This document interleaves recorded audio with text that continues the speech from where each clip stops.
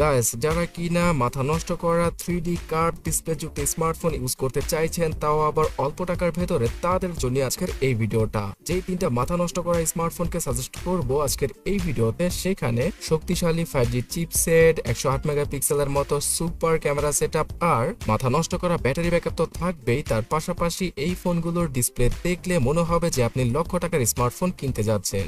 তাই আর দেরি না করে লাইক এবং সাবস্ক্রাইব করে শেষ পর্যন্ত দেখতেই থাকুন। ফার্স্ট অফ অল যে ফোনটা নিয়ে বলবো, সেই ফোনটার ক্যামেরা সেটআপ এই বাজেটের মধ্যে সর্বোচ্চ লেভেলের, মানে মারাত্মক লেভেলের।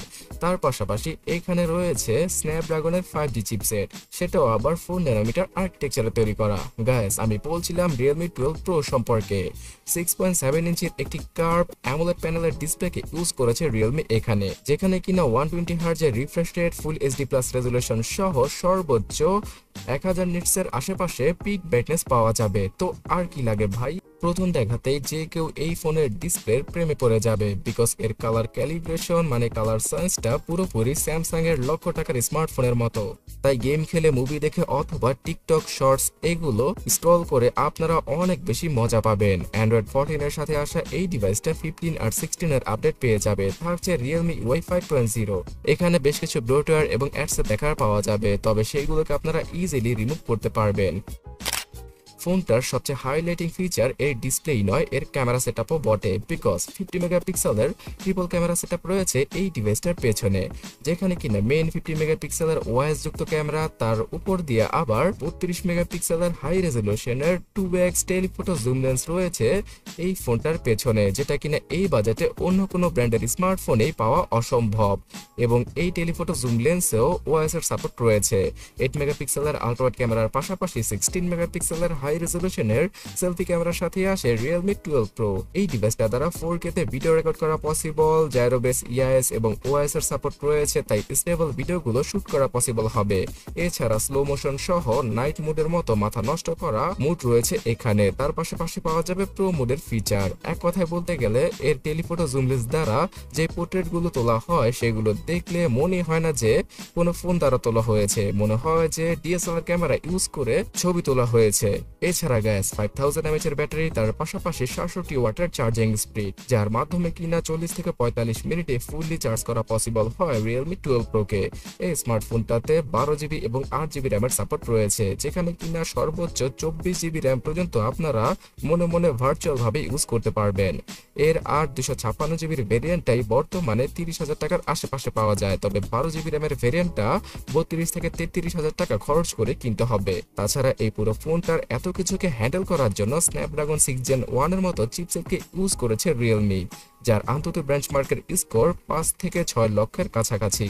এবং এখানে আপনারা 60 FPS এ পাবজির মতো গেম খেলতে পারবেন। আর রেগুলার লাইফ ইউজ করার ক্ষেত্রে মাখনের মতোই চালানো যাবে 1 থেকে 1.5 বছর অথবা 2 বছর Realme 12 Pro। Oh my god! So guys, 30,000 টাকা বাজেটটা যদি আপনার কাছে বেশি মনে হয়ে থাকে, তাহলে আমাদের তালিকার পরবর্তী কার্ভ ডিসপ্লে যুক্ত স্মার্টফোনটা শুধুমাত্র 24 থেকে 25,000 টাকায় বাংলাদেশে আনঅফিসিয়াল নয়, অফিসিয়াল ভাবে পাওয়া যায়। এবং এই ফোনটার কার্ভ ডিসপ্লে কিছুটা বড়, তার পাশাপাশি 108 মেগাপিক্সেলের ক্যামেরা সেটআপের সাথে আসে টেকনো স্পার্ক 20 Pro প্লাস স্মার্টফোনটি। গাইস, অফিসিয়াল ফোন হিসাবে এই ফোনটাই সবচেয়ে কম প্রাইসে এই কার্ভ ডিসপ্লে অফার করছে, যেখানে কিনা 6.78 ইঞ্চির একটি বিশাল আকৃতির কার্ভ অ্যামোলেড ডিসপ্লেকে পেয়ে যাচ্ছি আমরা। পাওয়া যাবে গরিলা গ্লাস 5 এর protection, full HD plus resolution আর always on display support. Spark 20 Pro প্লাসে রয়েছে অ্যান্ড্রয়েড 14। আগামীতে 15 এর আপডেটটা চলে আসবে এবং এই পর্যন্তই আপডেট দিয়ে দেবে টেকনো। এখানেও বেশ কিছু ব্লোটওয়্যার এবং অ্যাডসের দেখা পাওয়া যাবে, যেগুলোকে কিনা আপনারা ইজিলি রিমুভ করতে পারবেন। মিডিয়াটেক হেলিও G99 আলটিমেট এই চিপসেটটার সাথে আসে এই টেকনোর ডিভাইসটি, যেটার মাধ্যমে কিনা সর্বোচ্চ 40 FPS এ পাবজির মতো গেম খেলা পসিবল। আর ফ্রি ফায়ারের মতো গেম আপনারা হাই গ্রাফিক্সে রেখে খেলতে পারবেন। এই স্মার্টফোনটা রেগুলার লাইফ ইউজ করার ক্ষেত্রে, মানে ফেসবুক, টিকটক, হোয়াটসঅ্যাপ এই সকল অ্যাপস ইউজ করার ক্ষেত্রে পারফেক্ট। তেমন কোনো ল্যাগের দেখা পাবেন না আপনারা। তবে হ্যাঁ, বেশি চাপ দিয়ে দিলে, মানে একসাথে যদি 10-12টা অ্যাপস ইউজ করে থাকেন, তাহলে কিছুটা ল্যাগের দেখা পাওয়া যাবে। 8GB র্যামের সাথে আরো 8GB র্যামকে যুক্ত করে সর্বোচ্চ 16GB র্যামকে মনে মনে ইউজ করা পসিবল। তাছাড়া গ্যাস এখানে 256 জিবির ইন্টারনাল মেমোরি রয়েছে, যেটা কিনা দারুণ। তবে হ্যাঁ, 32 মেগাপিক্সেলের হাই কোয়ালিটি সেলফি ক্যামেরা থাকলেও এর পেছনে শুধুমাত্র 108 মেগাপিক্সেলের ক্যামেরা সেটআপটাই কাজের। অন্য যে 2 মেগাপিক্সেলের ম্যাক্রো ক্যামেরা রয়েছে সেটা হয়তো আপনারা রেগুলার লাইফে ইউজ করবেনই না। সর্বোচ্চ 2K রেজলিউশনে ভিডিও করা পসিবল টেকনোর এই ডিভাইসটি দ্বারা। আর অফিসিয়াল ডিভাইস হিসেবে এর ক্যামেরা সেটআপ বাজেটের মধ্যে দারুণই বলা চলে। Under display fingerprint scanner, gyro সহ সব ধরনের প্রয়োজনীয় সেন্সর, FM রেডিওর সাপোর্ট আর NFC সাপোর্ট রয়েছে এখানে। তাই ইজিলি NFC পে অথবা গুগল পে, স্যামসাং পে এগুলোকে এক ট্যাপের মাধ্যমে ইউজ করে যে কোনো পেমেন্ট করা পসিবল। 5000 mAh এর ব্যাটারি এবং 33 ওয়াটের চার্জিং স্পিড, এইরকম স্পেসিফিকেশনের সাথে আসে টেকনো স্পার্ক 20 প্রো প্লাস স্মার্টফোনটি। সো অফিসিয়ালি টেকনোর আউটলেট থেকে আপনারা 24-25 হাজার টাকা খরচ করে এইরকম কার্ভ ডিসপ্লে যুক্ত মোটামুটি ভালো লেভেলের স্মার্টফোন কিনতে পারেন। তবে হ্যাঁ, আপনি যদি মাথা নষ্ট করা কার্ভ ডিসপ্লে তার পাশাপাশি ভালো পারফরমেন্স যুক্ত স্মার্টফোন চান, আর আপনার যদি প্রয়োজন হয় সর্বোচ্চ ব্র্যান্ড ভ্যালু, তাছাড়া ফোনে কোনো প্রবলেমের দেখা পাওয়া যাবে না, তাহলে আজকের তালিকার সর্বশেষ এবং সবচেয়ে সেরা স্মার্টফোনটা আপনার জন্য, যেখানে কিনা 5000 নয় 5800 mAh এর ব্যাটারি রয়েছে। গাইস, আমি বলছিলাম Honor X9B সম্পর্কে। এই ডিভাইসটাতে 6.78 ইঞ্চি সাইজের একটি অ্যামোলেড প্যানেলের 120 হার্জের ডিসপ্লে রয়েছে, যার ব্রাইটনেস মানে সর্বোচ্চ ব্রাইটনেস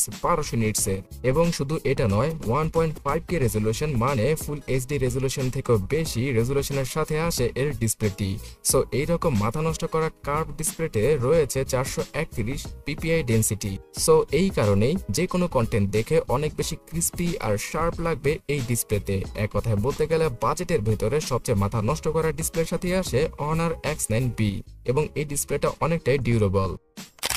অ্যান্ড্রয়েড 13 এর সাথে আসা অনারের এই ফোনটা 14, 15 এবং 16 এর আপডেটও পেতে পারে। থাকছে অনারের নিজস্ব ম্যাজিক ওএস অথবা হুয়াওয়ের ওএসটাকেই এখানে কপি পেস্ট করা হয়েছে। তাই অনারের এই ফোনটা ইউজ করলে আপনাদের কাছে একদম বাটার স্মুথ মনে হবে, এটা আমি 100% গ্যারান্টি দিচ্ছি।